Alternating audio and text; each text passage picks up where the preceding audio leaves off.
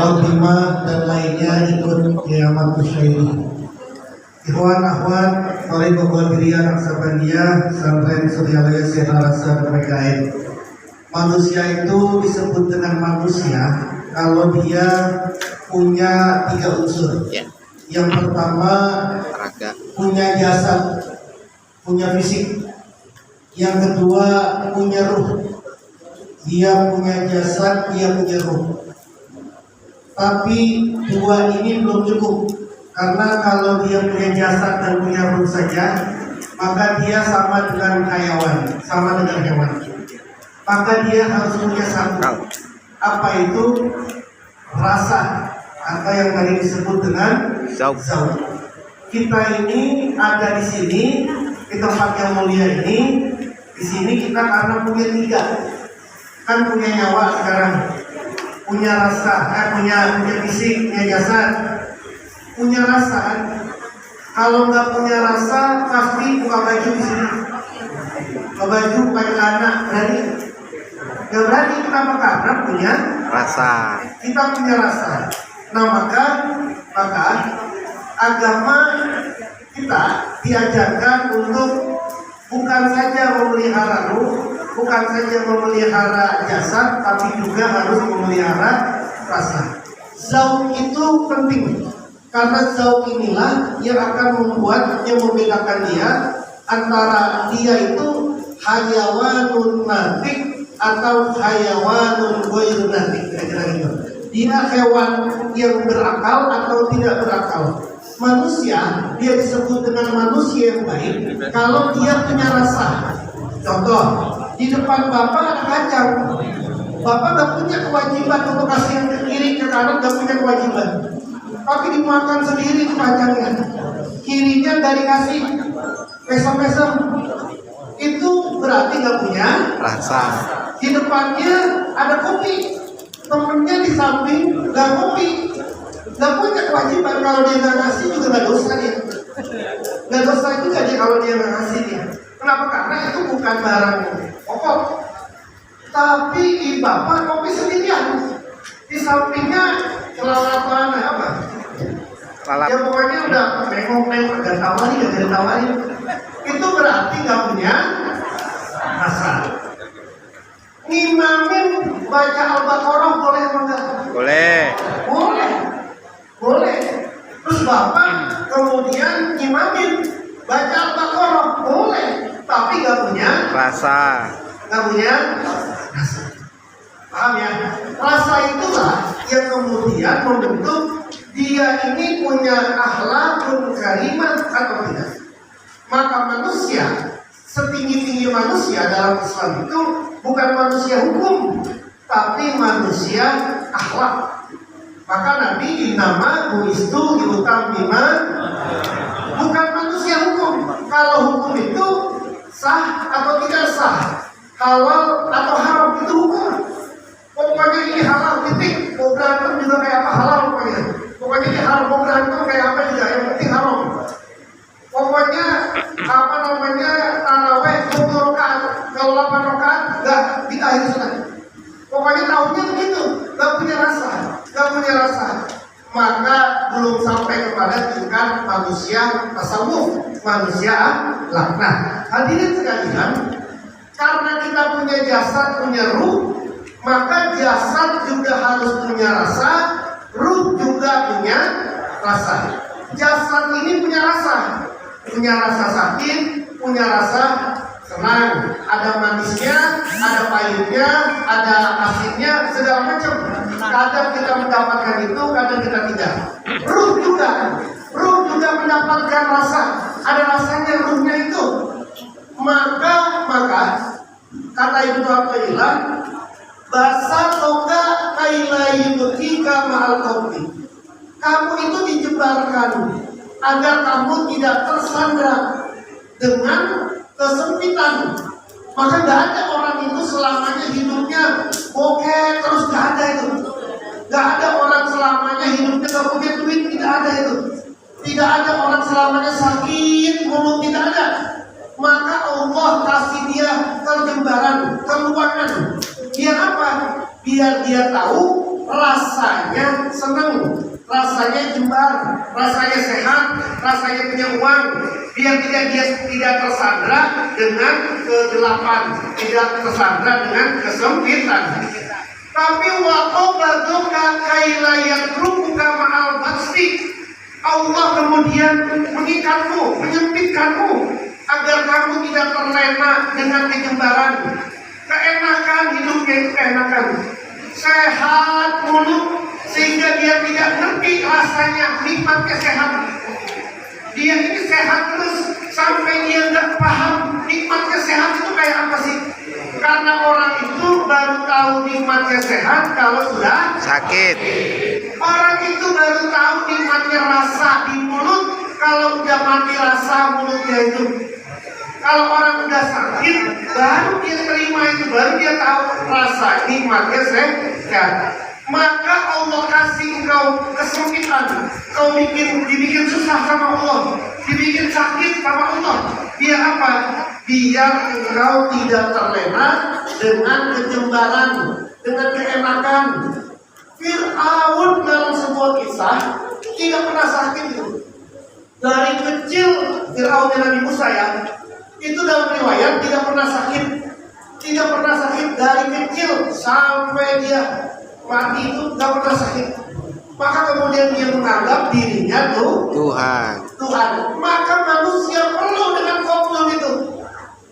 Maka tidak ada orang yang selamanya enak, nggak ada.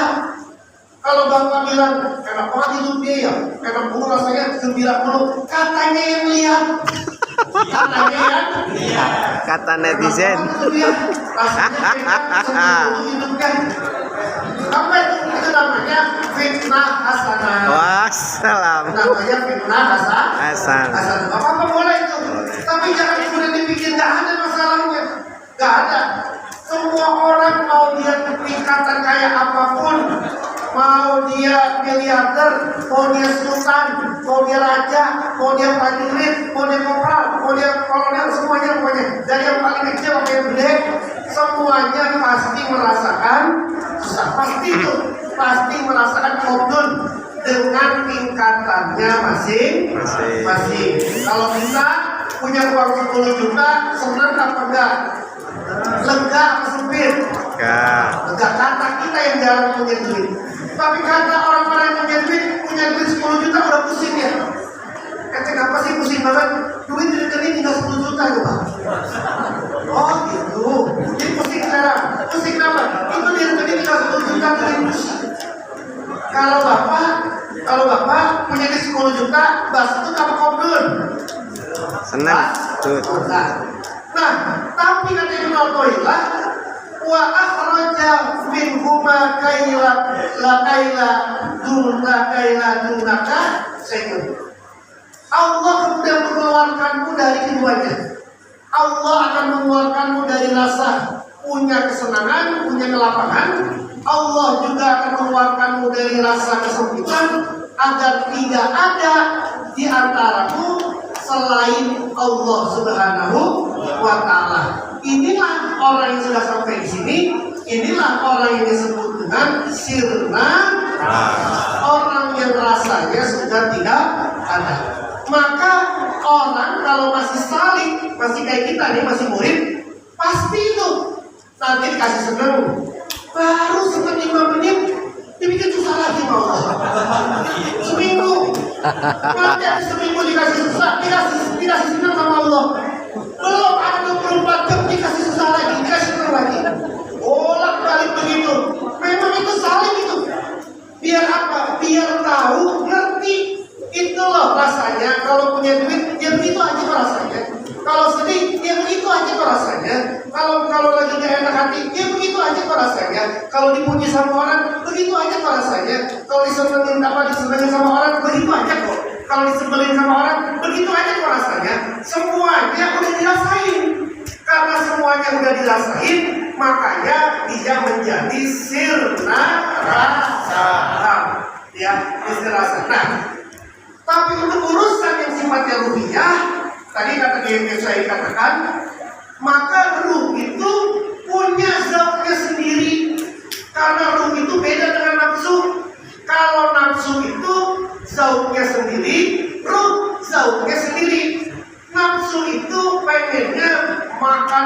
banyak, tidur banyak, nggak sholat, nggak zikir, tapi sholat Allahumma lantas Jalan. itu maunya nafsu itu zauknya nafsu, tapi zauknya ruh nggak mau. Malam maunya ibadah, malam maunya sholat, malam maunya zikir. Nggak cuma ibadah kalau istri doang, tapi zikir, sholat, itu maunya ruh itu. Nah maka ketika kita melaksanakan sholat pada malam hari, kayak tadi misalnya sholat dari maghrib sampai isya, nafsunya pasti zauknya nafsu, rasanya nafsu pasti nggak mau, pasti nggak seneng. Tapi zauknya ruh pasti suka. Nah maka ruhnya harus betul ditempatkan agar ruh betul-betul mendapatkan zauknya. Kayak tadi kata Kiai Musairin, orang zikir mendapatkan zauknya. Dapat nggak dia zauknya? Mendapatkan dia kelezatan zikirnya, dapat apa enggak? Nah itu bukan perkara gampang itu. Dia harus mengakomodasi dan dia harus betul-betul mengakali zauknya nafsu dengan zauknya ruh, sehingga zauknya nafsu ikut dengan zauknya ruh. Syekh Abdul Qadir Jailani wudu isya dipakai wudu subuh, dari isya sampai subuh nggak keluar. Itu kalau nggak pakai zauk pakai apa coba? Ada orang betah duduk dari isya jam 7 sampai jam 4 duduk, apa ada orang betah tanpa ada zauk? Nggak ada. Ibu dulu masih jadi perawan, masih pacaran, masih lagi seneng-senengnya, itu pacaran di kebun 4 jam rasanya. 4 pacaran 4 jam di kebun itu rasanya 4 menit. Yang mungkin terasa apa enggak? Enggak. Karena apa? Karena zauknya sudah. Tapi udah jadi suami, udah jadi istrinya, udah punya anak 1, punya anak 2, gabung sama suaminya 4 jam rasa 4 menit rasa 4 karena zauknya berubah. Nah, hadirin sekalian, itulah mengapa tadi kata ini zauknya itu munculnya ada di hati. Karena kata sahabat, li'annal qalba babur ruhil insani. Karena hati itu babur ruhil insani, pintu ruhnya manusia. Kalau orang pengen masuk ke ruh, maka dia harus lewatin hatinya dulu. Itu kata nomor 1.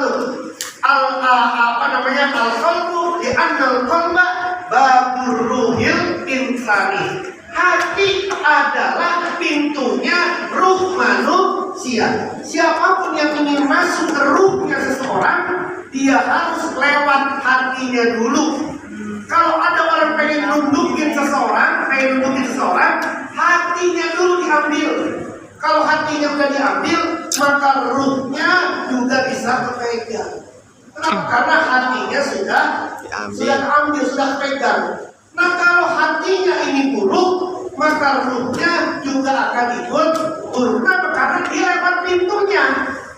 Pintunya apa? Pintu masuk ruhnya itu adalah hati. Kalau hatinya buruk, maka ruhnya akan buruk. Maka zauknya tadi, orang mau nakiban, kayak begini duduk, ini salah, capek banget, kanan kiri, kagak rapi, mau nanti. Ya, kenapa? Karena tadi hatinya masih buruk, sehingga ruh insaninya ini belum mendapatkan zauknya. Nah maka kita diajarkan untuk selalu membersihkan hati ini. Dan itu bukan apa yang ngajarin, Quran yang ngajarin, baginda Nabi yang mengajarkan. Hatinya disuruh untuk baik. Maka kemudian kita ditalkinkan zikir. Ditalkinkan zikir ini, ditalkinkannya bukan di akal, bukan di otak, ditalkinkannya di dalam hati. Kalimat takwa hahuna, at-taqwa hahuna. Takwa ada di sini, takwa ada di sini, takwa ada di sini. Di mana? Di hati, 2 jari di bawah susu kiri kita. Kita sudah ditalkinkan itu, sehingga apapun yang masuk ke dalam hati, kemudian masuk ke dalam ruh, apapun yang lewat dalam pintu hati kita membuat ruhnya menjadi tenang, ruhnya menjadi senang, ruhnya menjadi bahagia. Atau dalam bahasa agama dikatakan an-nafsul mutmainnah. Orang yang dimaksud nafsul mutmainnah inilah yang dipanggil sama Allah, irji'i ila rabbiki radiyatan mardiyah. Kita sudah sampaikan semua. Alhamdulillah Illadzi fadolana ala katsirin min ibadil mu'minin. Wallahu a'lam bishawab. Assalamualaikum warahmatullahi wabarakatuh.